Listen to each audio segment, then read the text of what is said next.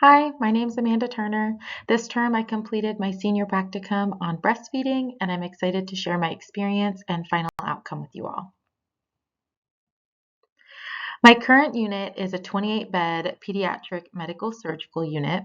A good portion of the unit's population consists of infants who are admitted for things like failure to thrive, jaundice, dehydration, feeding intolerances, and other issues that may affect feeding.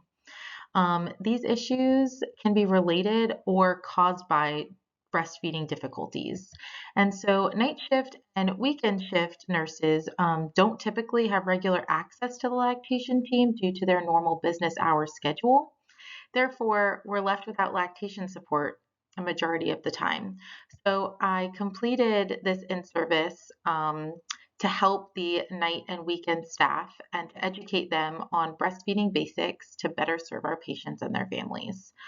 My main goals for the in-service was to help staff identify breast milk storage times, and three different nursing positions and three different factors to correct infant latch. So the major objectives for my in-service was to gather information on breastfeeding latch and different breastfeeding positions.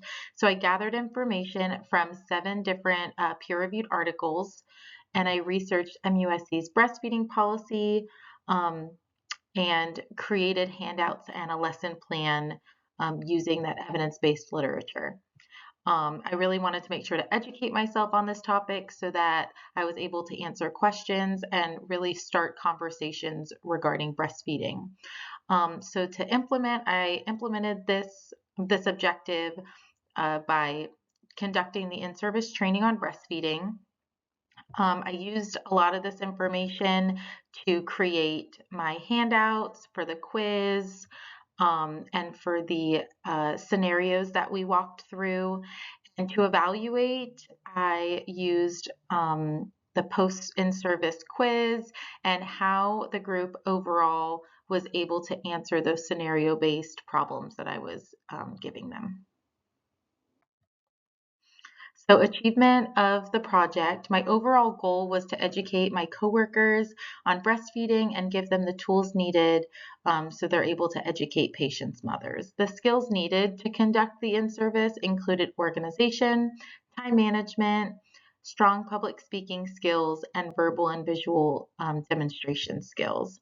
I presented my presentation about breast milk storage guidelines, nursing positions such as the cradle hold, football, and reclining positionings, and key factors to identifying proper latch, such as the infant's mouth angle and then neck and shoulder position as well. The demonstrations and problem solving scenarios allowed my coworkers to understand the information and be able to apply it in real life. So evidence of the completion, to the left is the MUSC baby-friendly policy. This states that MUSC does not accept free gifts or supplies of breast milk substitutes and promotes successful breastfeeding. And then on the right, you will see the post in-service quiz I created to test the participants' understanding. The quiz contains multiple choice, true and false, and select all that apply questions.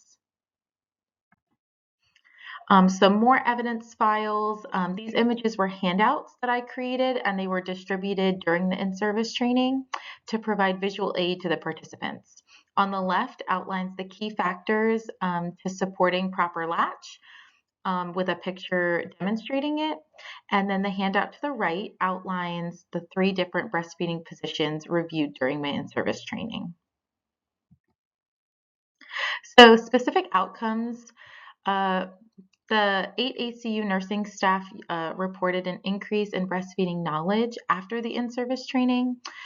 They all agreed that they felt increased confidence to assist a patient's mother with basic breastfeeding concerns. They were able to identify different breastfeeding positions that may be helpful to twin mothers and mothers who recently had C-sections, which is super important because we are a larger hospital. So we do see a lot of high-risk patients like that. And then 4 out of 5 of the staff members received 100 on their post in-service quiz as well. So ways this can be applied in practice and education. I'll be able to integrate breastfeeding evidence-based practice into patient care, assist future unit training programs, and create learning material.